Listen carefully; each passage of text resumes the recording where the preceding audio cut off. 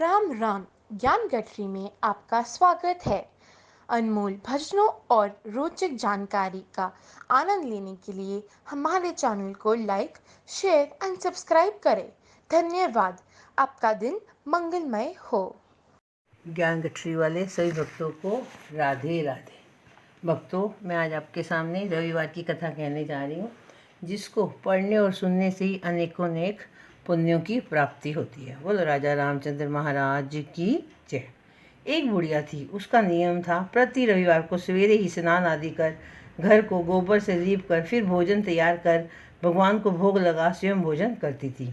ऐसा व्रत करने से उसका घर अनेक प्रकार धन धान्य से पूर्ण था। श्री हरि की कृपा से घर में किसी प्रकार का विघ्न या दुख नहीं था। सब प्रकार से घर में आनंद रहता था। इस तरह कुछ दिन बीत जाने पर उसकी एक पड़ोसन, जिसकी गौ का गोबर वह बुढ़िया लाया करती थी, विचार करने लगी, यह वृद्धा सर्वदा मेरी गौ का गोबर ले जाती है, इसलिए अपनी गौ को घर के भीतर बांधने लग गई।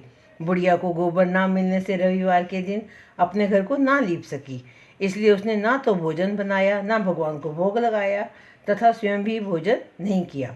इस प्रकार उसने निराहार व्रत किया। रात्रि हो गई, वह भूखी प्यासी सो गई। रात्रि में भगवान ने उसे सपन दिया और भोजन ना बनाने तथा लगाने का कारण पूछा। वृद्धा ने गोबर न मिलने का कारण सुनाया।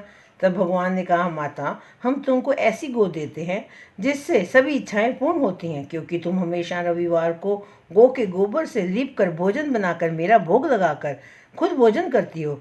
इससे मैं खुश होकर तुमको वरदान देता हूँ।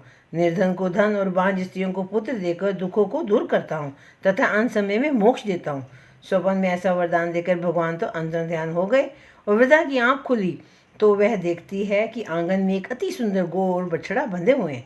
वह गाय और बछड़े को देखकर अति प्रसन्न हुई और उसको घर के बाहर बांध दिया, वहीं खाने को चारा डाल दिया। जब उसकी पड़ोसन बुढ़िया ने घर के बाहर एक अति सुंदर गौ और बछड़े को देखा तो द्वेष के कारण उसका हृदय जल उठा और उसने देखा कि गाय ने सोने का गोबर किया है, तो वह उस गाय का गोबर ले गई और अपनी गाय का गोबर उसकी जगह पर रख गई। वह नित्य प्रति ऐसा ही करती रही और सीधी सादी बुढ़िया को इसकी खबर नहीं होने दी। तब सर्वव्यापी ईश्वर ने सोचा, चालाक पड़ोसन के कर्म से बुढ़िया ठगी जा रही है, तो ईश्वर ने संध्या के समय अपनी माया से बड़े जोर से आंधी चला दी।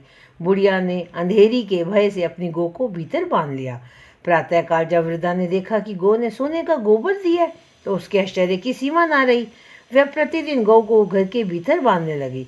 उधर पड़ोसन ने देखा कि बुढ़िया गौ को घर के भीतर बांधने लगी है तो उसका सोने का गोबर उठाने का दाव नहीं चलता, तो वह ईर्ष्या और राह से जल उठी और कुछ उपाय ना देख पड़ोसन ने उस देश के राजा की सभा में जाकर कहा, महाराज, मेरे पड़ोस में एक वृद्धा के पास ऐसी गौ है जो आप जैसे राजाओं के पास ही होनी चाहिए। वह नित्य सोने का गोबर देती है। आप उस सोने से प्रजा का पालन करिए। वह वृद्धा इतने सोने का क्या करेगी? राजा ने यह बात सुन अपने दूतों को वृद्धा के घर से गौ लाने की आज्ञा दी। वृद्धा प्रातः ईश्वर का भोग लगा भोजन ग्रहण करने ही जा रही थी कि राजा के कर्मचारी गौ खोलकर ले गए। वृद्धा काफी रोई चिल्लाई, किंतु कर्मचारियों के समक्ष कोई क्या कहता। उस दिन वृद्धा गौ के वियोग में भोजन ना खा सकी और रात भर रो रो ईश्वर से गौ को पुण्य पाने के लिए प्रार्थना करती रही। उधर राजा गौ को देखकर बहुत प्रसन्न हुआ, लेकिन सुबह जैसे ही वह उठा सारा महल गोबर से भरा दिखाई देने लगा। राजा यह देखकर घबरा गया।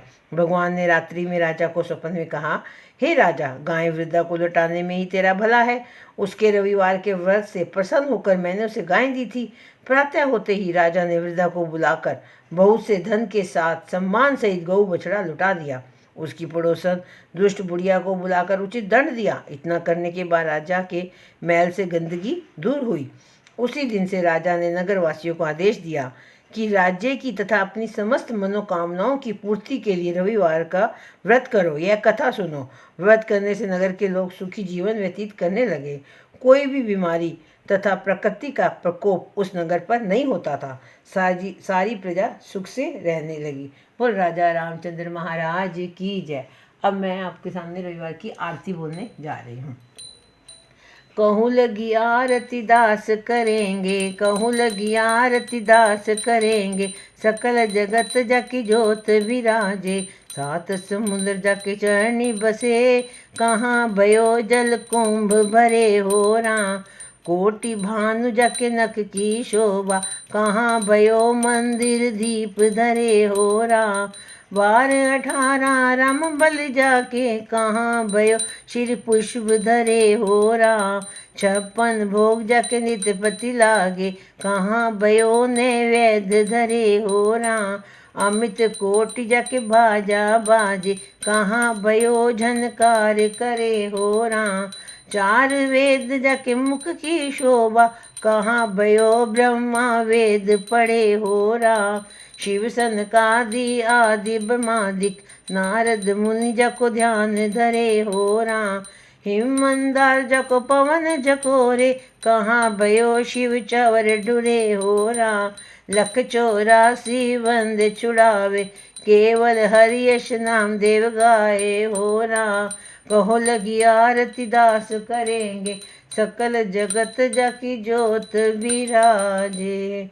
बोलो राजा रामचंद्र महाराज की जय।